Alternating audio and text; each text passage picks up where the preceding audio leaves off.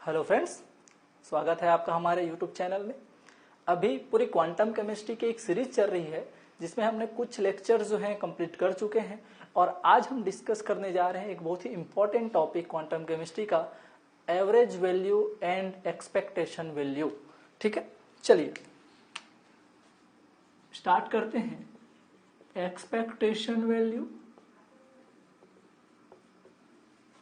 इसी को ही बोलते हैं एवरेज वैल्यू। एवरेज वैल्यू, ठीक है। देखिए, ये जो है जनरली आपके यहां से क्वेश्चन CSIR नेट या गेट या जैम में आपके पूछे जाते हैं कि कुछ जो ऑब्जर्वेबल है क्वांटम मैकेनिक्स से, उसका एवरेज वैल्यू किसी पर्टिकुलर सिस्टम के लिए क्या होगा। ठीक है, तो देखिए इसको कैसे फाइंड आउट किया जाता है। तो इसको दो मेथड से हम फाइंड आउट कर सकते हैं। एक होता है आपका एवरेज, सर या क्या बोलते हैं उसको, eigen value equation method.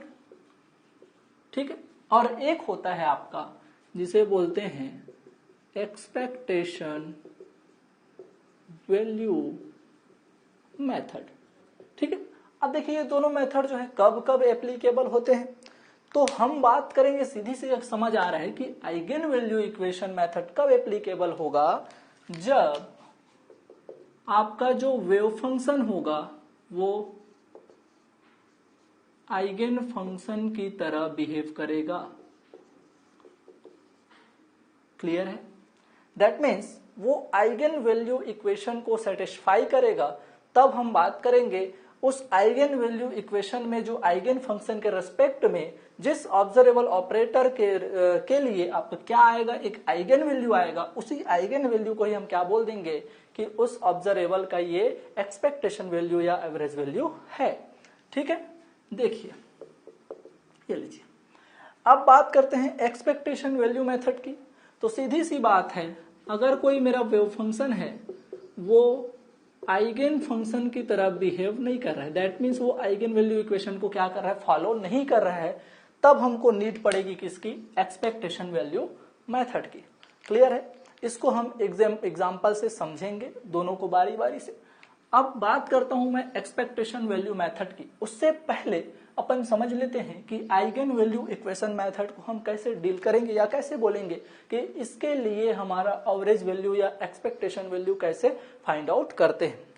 Suppose एक हम सिस्टम लेते हैं जिसका लेंथ क्या है आपका, x = 0 से L है। ठीक है, यहां पर एक जो है पार्टिकल मूव कर रहा है, ये लीजिए। अब इस 1D बॉक्स में हम एक वेव फंक्शन जो कि क्या है, नॉर्मलाइज्ड वेव फंक्शन होता है, ये है आपका √2/L sin nπx/L। इस वेव फंक्शन के रेस्पेक्ट में हम जानते हैं कि ये वेव फंक्शन जो होता है 1D बॉक्स के लिए क्या होता है भैया, एक normalized wave function. That means ये जो है आपका आइगेन फंक्शन की तरह बिहेव करता है। किसके लिए, तो ध्यान दीजिए, मैं पहले भी बात कर चुका हूं कि hx के लिए ये जो आपका साइन n है जिसका मैं वैल्यू वहां पर लिखा हूं, वो as a eigen function behave करता है। दैट मीन्स ये आइगेन वैल्यू इक्वेशन को फॉलो करता है, तो इसके रेस्पेक्ट में आपका एक आइगेन वैल्यू निकलेगा और उसी आइगेन वैल्यू को हम क्या बोल देंगे, इस ऑब्जर्वेबल जो टोटल एनर्जी जिसको हम hx से डिनोट करते हैं, उसके लिए वैल्यू फाइंड आउट हो जाएगा। क्लियर है? देखिए अब कैसे हम इसको सॉल्व करते हैं। तो हमको इस वेव फंक्शन को इस ऑब्जर्वेबल के लिए सॉल्व करना है। ठीक है, आइगेन वैल्यू इक्वेशन को कैसे फॉलो कर रहा है। सेम अगर इस ऑपरेटर से अगर मैं इस साइन एन को अगर क्या करता हूं, ऑपरेट कराता हूं और सेम फंक्शन मेरा क्या हो जाए, फिर से आ जाए, तो इसके लिए जो आइगेन वैल्यू आएगा उसी को मैं क्या बोल दूंगा कि इसका एक्सपेक्टेशन वैल्यू या एवरेज वैल्यू है। क्लियर है? ठीक है, चलिए देखते हैं। मैं बोल रहा हूं कि इसका लिमिट क्या है भाई, तो इसका लिमिट भी अपन लिख देते हैं। इसके लिए बोल रहा हूं मैं limit x > 0, x > 0 and L। इस कंडीशन के लिए क्या है आपका, Vx जो है 0 है। दैट मीन्स इस बॉक्स के अंदर जो पोटेंशियल एनर्जी है इस मूविंग पार्टिकल की वो 0 है। अदरवाइज दैट मीन्स और अलग जो कंडीशन है उसके लिए इनफाइनाइट है। मतलब यहां पर मेरा पोटेंशियल एनर्जी इनफाइनाइट है, लेकिन यहां पर पोटेंशियल एनर्जी जो है 0 है। तो मैं क्या कर रहा हूं, 1D बॉक्स के अंदर मैं जो है total energy Hx is equal to Tx plus Vx, that mean kinetic energy plus potential energy, उसको मैं फाइंड आउट कर रहा हूं। और पोटेंशियल एनर्जी जो है सिस्टम के अंदर जो है 0 है, तो Hx इज इक्वल टू क्या हो जाएगा तुम्हारा Tx। अब इसको मैं सॉल्व कैसे करूंगा, तो आपको पता है Hx साइन n, इस ऑपरेटर को इस फंक्शन को इस ऑपरेटर से क्या कर देना, ऑपरेट करा देना है। जो वैल्यू आएगा उसको हम फाइंड आउट करते हैं। क्या है भाई, Hx का वैल्यू अब आपको पता होगा कि Hx बराबर क्या होता है, Tx प्लस Vx। Vx क्या है 0, और Tx इज इक्वल टू, मैं पहले लेक्चर में क्वांटम केमिस्ट्री का बता चुका हूं जिसमें ऑपरेटर पढ़ाया था, ये होता है minus H cut square upon 2m D square by D x square. जो पिछला लेक्चर मेरा देखा हुआ है उसको आसानी से ये पता चल जाएगा। और अगर आपने अभी तक जो पिछला लेक्चर या आप पहले बार हमारे साथ जुड़ रहे हैं, तो बिल्कुल मैं आपको डिस्क्रिप्शन बॉक्स में इन चीजों का लिंक दे दूंगा, वहां से आप क्या कर सकते हैं, इन चीजों को फॉलो कर सकते हैं। क्लियर है, ठीक है। देखिए, तो इसका वैल्यू है आपका minus H cut square 2m D square by D x का स्क्वायर, और आपका ये जो साइन एन है फंक्शन है उसका वैल्यू है √2/L साइन n पाई x अपॉन L। क्लियर है, ठीक है। आगे बढ़ते हैं, कोई दिक्कत नहीं है। अब यहां पर आप देख रहे होंगे कि यहां जो आपका 2/L है वो क्या होगा, कांस्टेंट है, बाहर आ जाएगा और डबल डिफरेंशिएट हो जाएगा इस फंक्शन का। ठीक है, कोई दिक्कत नहीं है। अपन क्या करते हैं, कुछ टाइम के लिए इसको k मान लेते हैं। क्या मान लेते हैं, k। फिर जहां पर लास्ट में सॉल्व करेंगे वहां पर k का वैल्यू जो आएगा उसको हम पुट कर देंगे। कोई दिक्कत आई थिंक नहीं होना चाहिए। ये हो जाएगा आपका minus H cut square 2m √2/L, ये हो जाएगा D square by D x का स्क्वायर साइन kx। अब देखो डबल डिफरेंशिएशन होगा तो k जो है कांस्टेंट बाहर होता है, आपको पता है साइन kx हो जाएगा, साइन kx क्या हो जाएगा, cos kx, और k जो कांस्टेंट है वो बाहर हो जाएगा। ठीक है, वैसे ही cos जो है डबल डिफरेंशिएशन है, cos kx को अगर मैं फिर से डिफरेंशिएट करूंगा, फिर से कांस्टेंट बाहर, और आपका क्या हो जाएगा माइनस साइन kx सॉल्व होगा, या माइनस साइन kx आपको मिलेगा। तो मैं फाइनली क्या बोल रहा हूं कि इसका वैल्यू क्या आने वाला है, minus H cut square upon 2m। ठीक है, और ये हो गया आपका √2/L, ये आपका हो जाएगा माइनस k स्क्वायर। ठीक है, ऐसे होगा माइनस k स्क्वायर। ठीक है, और ये आपको मिलेगा साइन kx। अब फर्दर इसको जैसे मैं सॉल्व करता हूं तो देखिए माइनस और माइनस प्लस k स्क्वायर, और k का वैल्यू क्या है आपको पता है n पाई अपॉन l, फिर से हम पुट कर देते हैं। तो देखिए ध्यान दीजिए, ये हो जाएगा आपका माइनस माइनस प्लस, कोई दिक्कत नहीं है, या इसको मैं एक बार रीअरेंज कर देता हूं, ये हो जाएगा आपका k square H cut square upon 2m, और ये हो गया देखियो √2/L साइन n का वैल्यू k का वैल्यू क्या है n पाई अपॉन x, और ये x। क्लियर है भाई, n पाई x नहीं है, n पाई L इंटू x। ध्यान दीजिए, यहां पर हम जो फंक्शन लेके चले थे सेम टू सेम फंक्शन हमको एज अ रिजल्टेंट मिल गया। मतलब मैं क्या बोलूंगा, मैं बोलूंगा कि ये जो आपका वेव फंक्शन है आइगन वैल्यू इक्वेशन को इस ऑपरेटर के लिए फॉलो कर रहा है, Hx के लिए वो जो है as a eigen function behave कर रहा है, और एज आइगन फंक्शन बिहेव करेगा तो एक वैल्यू आएगा जिसको हम क्या बोलते हैं, आइगन वैल्यू। अब मैं क्या करूंगा, ये आइगन वैल्यू को ही क्या बोलूंगा, यही मेरा इस Hx observable, that means total energy इस 1D सिस्टम के लिए क्या हो जाएगा, एक्सपेक्टेशन वैल्यू या एवरेज वैल्यू हो जाएगा। और देखिए k स्क्वायर बराबर आपको पता है क्या होता है, यहां पर हम लिए थे क्या n पाई अपॉन l, उसको फिर से यहां पर सब्स्टिट्यूट कर देंगे। और आपको पता होगा कि h कट बराबर क्या होता है, h अपॉन 2 ठीक है, तो मैं क्या क्या बोल रहा हूं, चूंकि k बराबर क्या है, तो k बराबर है आपका n पाई अपॉन l। देखिए यहां से हम उसी की जगह तो k रखे थे, कोई दिक्कत नहीं है। एंड आपको पता होगा कि h कट बराबर क्या होता है, h अपॉन 2 तो यहां पर मैं अगर वैल्यू रख देता हूं तो क्या हो जाएगा, ये तो ये मेरा आइगन वैल्यू का वैल्यू हो जाएगा ये हो जाएगा n पाई अपॉन l, और देखिए यहाँ स्क्वायर है तो ये हो जाएगा n square pi square l square बटे में क्या है आपका, ये है आपका 2m, ये लीजिए, ठीक है। और h कट स्क्वायर, तो यहाँ पर h कट बराबर क्या होता है, h अपॉन 2 पाई, तो ये हो जाएगा h स्क्वायर और 2 का स्क्वायर लगाऊंगा तो 4, और ये हो जाएगा पाई का स्क्वायर। अब ध्यान दीजिए, पाई स्क्वायर से पाई स्क्वायर कैंसिल, क्लियर है भाई।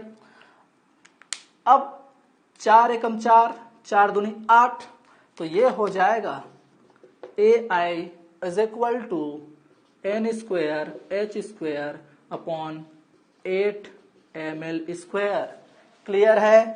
तो अगर कोई फंक्शन किसी ऑपरेटर के लिए एज आइगन फंक्शन बिहेव करता है तो उस ऑब्जर्वेबल के लिए उसके लिए जो आइगन वैल्यू आता है उसी को ही हम क्या बोलते हैं, उसके लिए एवरेज वैल्यू, और इसी को ही क्या बोल दिया जाता है, एक्सपेक्टेशन वैल्यू, क्लियर है भाई। अब क्या होता है, कई बुक्स में आपके यहाँ पर एल के जगह में क्या दिया रहता है, ए दिया रहता है। जो आपका जो लेंथ है उसका नोटेशन को एक्स से 0 से एल ना लेकर के वो कभी कभी क्या ले लेता है, 0 से ए ले लेता है। तो उस कंडीशन में आपका जो है ये वैल्यू क्या आएगा, कुछ नहीं होगा, एन स्क्वायर एच स्क्वायर और 8 MA स्क्वायर हो जाएगा। कई बार आपको बुक्स में ये दिखेंगे और कई बुक्स में आपको L दिखेगा, यहाँ पर सिर्फ ये नोटेशन है, क्लियर है। आई होप कि आपको ये समझ आया होगा।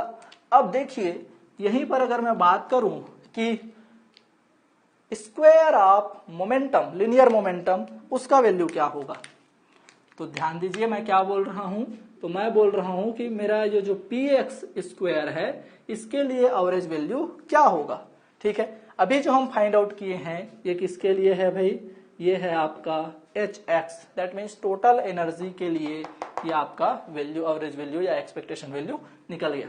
px स्क्वायर बराबर, तो आपको पता होगा, आप बोलेंगे सर हमको पता है कि ये जो hx बराबर अभी क्या है, tx है, क्यों, क्योंकि vx क्या है 0, और आप बोलेंगे सर tx बराबर तो क्या होता है, px का स्क्वायर अपॉन 2m, तो हमको अगर px स्क्वायर चाहिए, ये लीजिए, तो px स्क्वायर बराबर क्या होगा भाई, hx या tx इंटू 2m, ये लीजिए।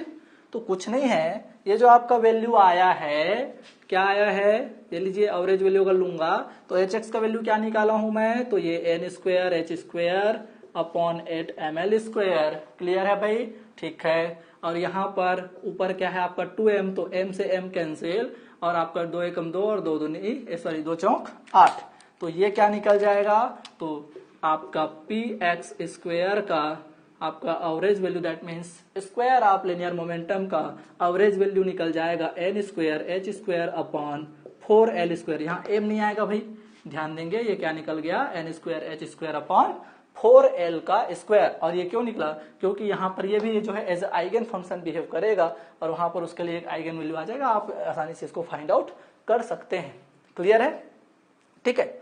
लेकिन अगर कोई ऑपरेटर इस वेव फंक्शन के साथ आइगन वैल्यू इक्वेशन को फॉलो नहीं करता तो हम इस आइगन वैल्यू मेथड से उसके लिए एवरेज वैल्यू या आप ये बोल सकते हैं कि एक्सपेक्टेशन वैल्यू नहीं फाइंड आउट कर सकते। तो इसके लिए कहां पर हमको जंप करना पड़ेगा, तो हमको आना पड़ेगा एक्सपेक्टेशन वैल्यू मेथड में, क्लियर है। अब अपन आप चाहें तो स्क्रीनशॉट ले सकते हैं, ठीक है। अब मैं इसके बाद बताता हूं आपको कि हम एक्सपेक्टेशन वैल्यू मेथड को कैसे डील करते हैं, क्लियर है, ठीक है। चलिए अब बात करते हैं एक्सपेक्टेशन वैल्यू मेथड की, ध्यान दीजिएगा। देखिए कब, जब साई एन जो है, जिस ऑब्जर्वेबल का हम आइगन या क्या बोलते हैं एवरेज वैल्यू जो है फाइंड आउट कर रहे हैं, वो उसके लिए एज आइगन फंक्शन बिहेव नहीं करेगा, तो हमको कहां आना पड़ेगा, एक्सपेक्टेशन वैल्यू मेथड में। और एक्सपेक्टेशन वैल्यू मेथड को क्या बोलते हैं, तो ये होता है जिस ऑब्जर्वेबल के लिए मैं एवरेज वैल्यू निकाल रहा हूं, सपोज वो m है, तो m इज इक्वल टू लिखा जाता है इंटीग्रल ऑफ, लिमिट होगा m टू n, कोई भी लिमिट होगा, psi star m cap psi d tau बटे में क्या होगा आपका इंटीग्रल, लिमिट है आपका m n integral of psi star psi d tau. ठीक है, अब बात करते हैं इस टर्म की। मैं पहले भी आपको बता चुका हूं, ये आपको कहीं प्रोबेबिलिटी का फार्मूला तो नहीं लग रहा है, तो आप बोलेंगे कि if psi n is normalized तो बोलते हैं कि जब नॉर्मलाइज्ड वेव फंक्शन होता है तो उसके लिए प्रोबेबिलिटी का वैल्यू क्या आता है, 1 आता है। तो अगर साइन एन एक नॉर्मलाइज्ड वेव फंक्शन होगा, जो कि अभी हम लिए थे psi n is equal to √2/L psi n pi x upon l, ये एक नॉर्मलाइज्ड वेव फंक्शन था 1D बॉक्स के लिए, तो वो जो है इसके प्रोबेबिलिटी जो है उसके लिए क्या होगा, 1 होगा। तो अगर ये इसका वैल्यू 1 हो जाएगा तो मेरा average value expectation value method से जो फार्मूला डिराइव होगा वो क्या हो जाएगा, integral of psi star m cap psi d tau.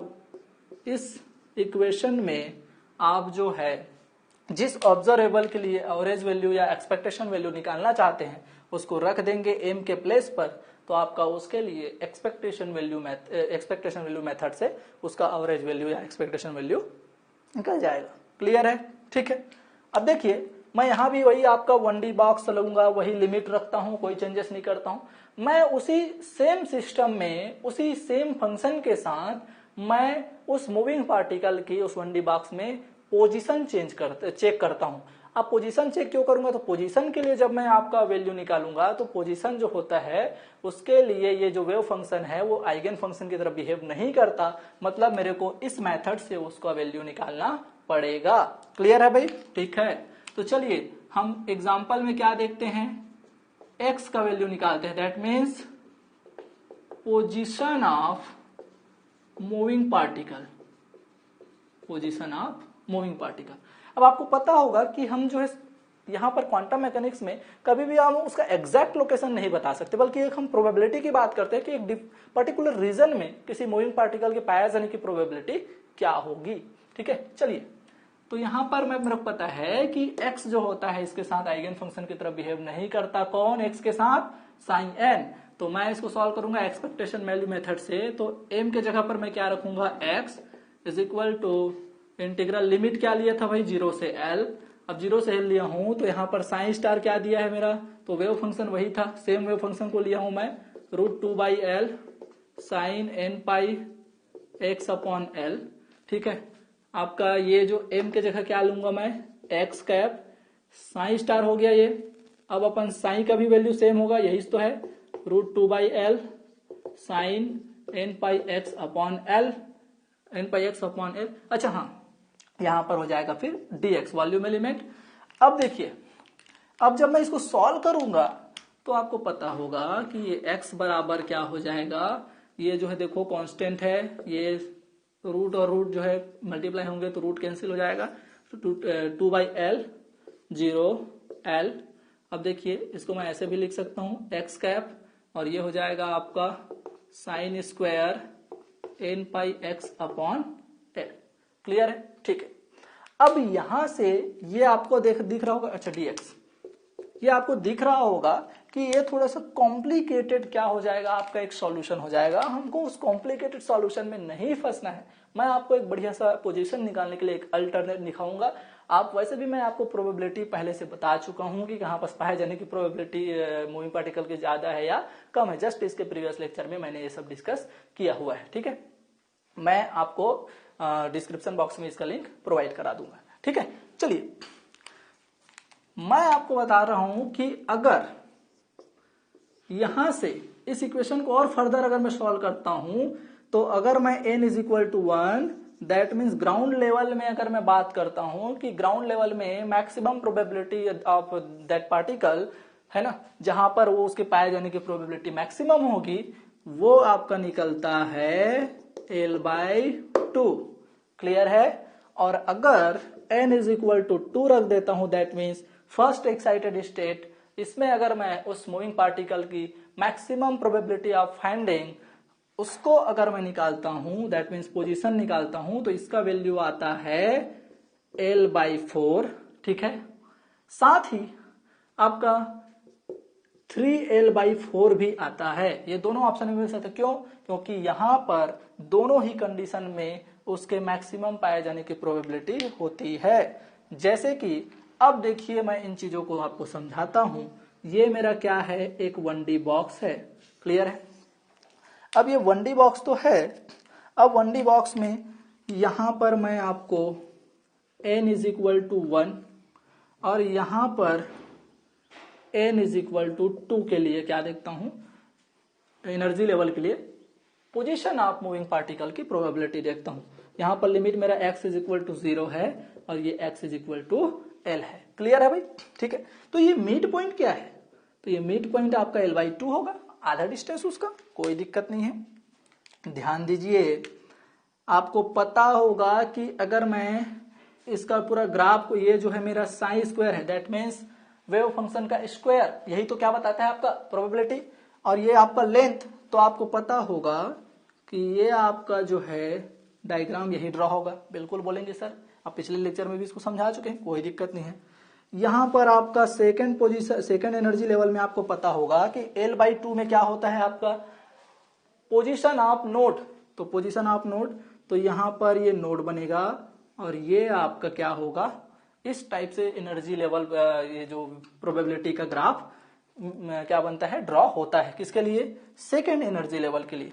अब बताइए ये पोजीशन क्या है? तो आप बोलेंगे सर ये L/2 है, ये लीजिए। ये सर L/4 है बोलेंगे, और ये क्या है भैया, ये 3L/4 है, और ये क्या है, तो ये है आपका L/2।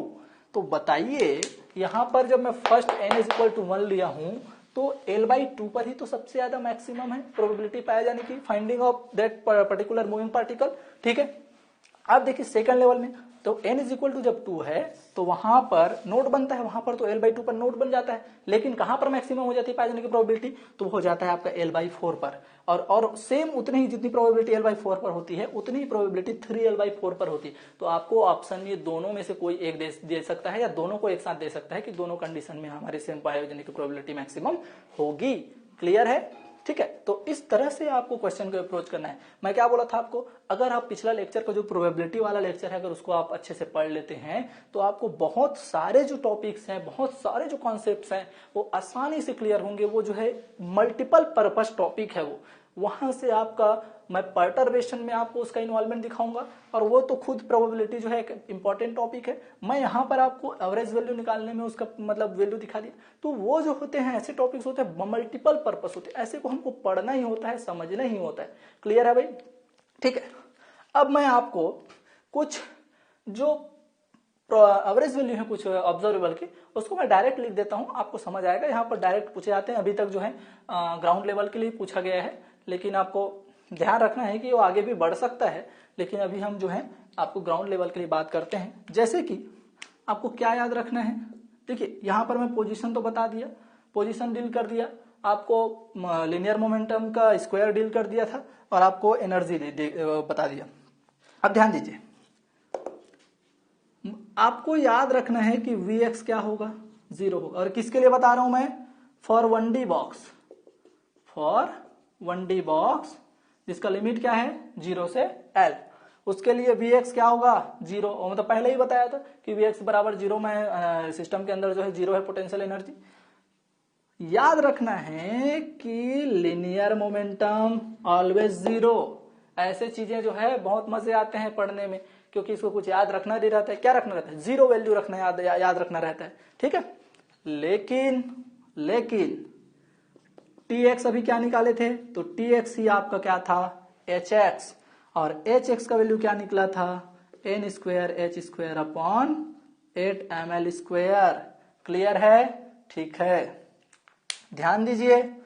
और अभी आपने px² निकाला था, तो px² 0 नहीं था, उसका वैल्यू क्या निकला था भैया, तो आपको पता है कि यही जो आपका 2m × hx होता है, यही तो आपको क्या होता है पी एक्स का स्क्वायर होता है, एच एक्स का value n square h square upon eight m square, 2m को आप क्या कर दो, सॉल्व कर दो, 2 से आपको दो कम 2 2 चौका 8, ठीक है, m से m कैंसिल, तो ये क्या निकला था, n square h square 4l square. Clear है? ठीक है।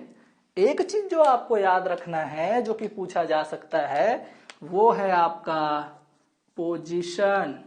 पोजीशन जो आपका 1D बॉक्स में, हाँ, और ये जो मैं आपको बता रहा हूं वो n इज इक्वल टू 1 के लिए बता रहा हूं, मतलब फर्स्ट लेवल की हम बात कर रहे हैं, इसको थोड़ा सा आप ध्यान में रखेंगे।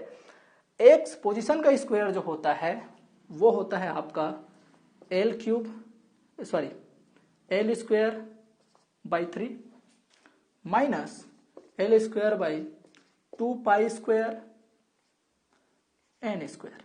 क्लियर है? ये आपका पोजीशन का स्क्वायर का एवरेज वैल्यू है। आप अगर इतना पढ़ लेते हैं अभी के लिए तो आपका CSIR एग्जाम बहुत कम चांसेस है कि इनसे अभी ऊपर बढ़े, क्योंकि यहीं से भी आपके क्वेश्चन जो है कंप्लीटली सभी से सॉल्व नहीं हो पा रहे हैं। ठीक है, तो आपको इन चीजों को ध्यान देना है, कॉन्सेप्ट को सही तरीके से आपको पकड़ना है, उसके हिसाब से आपको क्वेश्चन को सॉल्व करना है। क्लियर है? यहाँ से बहुत सारे क्वेश्चन पूछे जा चुके हैं आपके, आई होप कि आप अब उन क्वेश्चन को सॉल्व करेंगे तो आसानी से क्या हो जाएंगे, सॉल्व हो जाएंगे। अगर आपको वीडियो पसंद आया होगा तो वीडियो को लाइक कीजिए, ज़्यादा से ज़्यादा शेयर कीजिए। चैनल को अभी तक आपने सब्सक्राइब नहीं किया है तो जल्द से जल्द चैनल को सब्सक्राइब कर लीजिए। Thank you for watching.